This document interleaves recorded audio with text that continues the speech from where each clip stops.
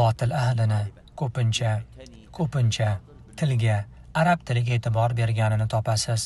Shuningdek, ko'pincha botil ahlini Qur'onga e'tibor berganini topasiz.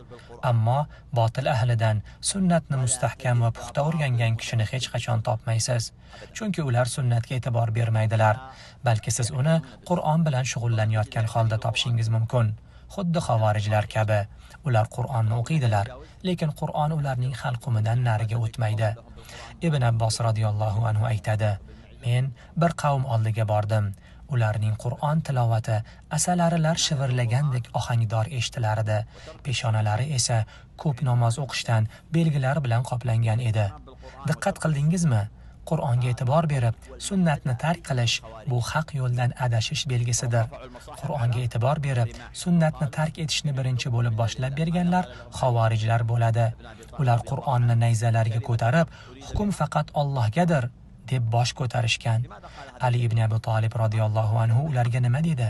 U shunday dedi: Haq so'z aytildi, biroq botil uni maqsad qilib oldi. Nima uchun bu gapni aytdilar? Dedilarki, haq so'z aytildi, lekin undan botil maqsad qilindi. Nima uchun ularga botil ahli deb hukm qildilar? Chunki sizlar ko'tarib chiqqan bu Qur'onni aslida sizlarga Ali ibn Abi Talib va u bilan birga bo'lgan birodarlari o'rgatgan edilar. Qanday qilib endi sizlarga Qur'onni o'rgatgan kishilarni kofir deysizlar? Sahobalarga qarshi urush ochasizlar va yana hukm faqat Allohnikidir deb da'vo qilasizlar. Sizlar ko'targan bu hukm ustida o'zingiz hukm qilmadingiz, balki uni sizlarga ilm bilan va rivoyat bilan yetkazgan kishilarni kofirga chiqardingiz. Ali radhiyallohu anhu aytadi: Bu haq so'zdir, ammo u bilan botil maqsad qilindi. Shuning uchun payg'ambar sollallohu alayhi va sallam ixtilof haqida nima dedilar? Aytdilarki, albatta, sizlardan kim mendan keyin yashasa, ko'p ixtiloflarga guvoh bo'ladi. Xo'sh, undan keyin nima dedilar? Sunnatimni lozim tutinglar. Nega Rasululloh sollallohu alayhi va sallam Qur'on va sunnatni lozim tutinglar deb aytmadilar, balki mening sunnatimni lozim tutinglar dedilar. E'tibor bering, qachonki ummatning najoti haqida so'z borganda aytdilarki, sizlarga shunday narsani qoldirdimki, agar uni mahkam tutsangizlar, mendan keyin adashmaysizlar. Allohning kitobi va mening sunnatim.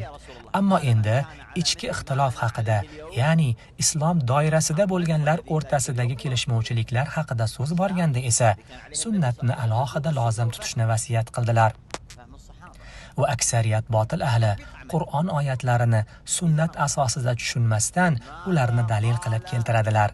E'tibor bering, bugun bomdod darsida zikr qilingan boshqa hadisda Rasululloh sallallohu alayhi va sallam aytdilar: Ummatim 73 firqaga bo'linib ketadi. Ularning barchasi do'zaxdadir, faqat bittasi bundan mustasno. Sahobalar dedilar: Ey Allohning rasuli, u qaysi biri? Aytdilarki, bugun men va sahobalarim qanday yo'lda bo'lsak, o'sha yo'lda bo'lganlar. O'sha kunda kim bor edi? U kunda Allohning rasuli bor edi. Payg'ambar sollallohu alayhi va sallam bo'lgan islom yo'li edi. Sunnatni lozim tutish va sahobalar tushunchasi asosida amal qilishdir. Keling, sahobalar zamonida bo'lgan amaliy misolni ko'rib chiqaylik. Ali ibn Abi Talib radhiyallohu anhu Ibn Abbos radhiyallohu anhuni xavorijlar bilan bahs va munozara qilish uchun yuborganlarida nima degan edilar? Aytdilarki, ularga borib, Qur'on bilan bahs munozara qilmang, chunki Qur'on turli ma'nolarni ko'tara oladi, balki ular bilan sunnat asosida bahs munozara qiling dedilar.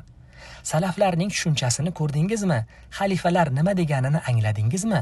Aytdilarki, ular bilan Qur'on orqali bahs munozara qilmang, chunki Qur'on turli ma'nolarni ko'tara oladi.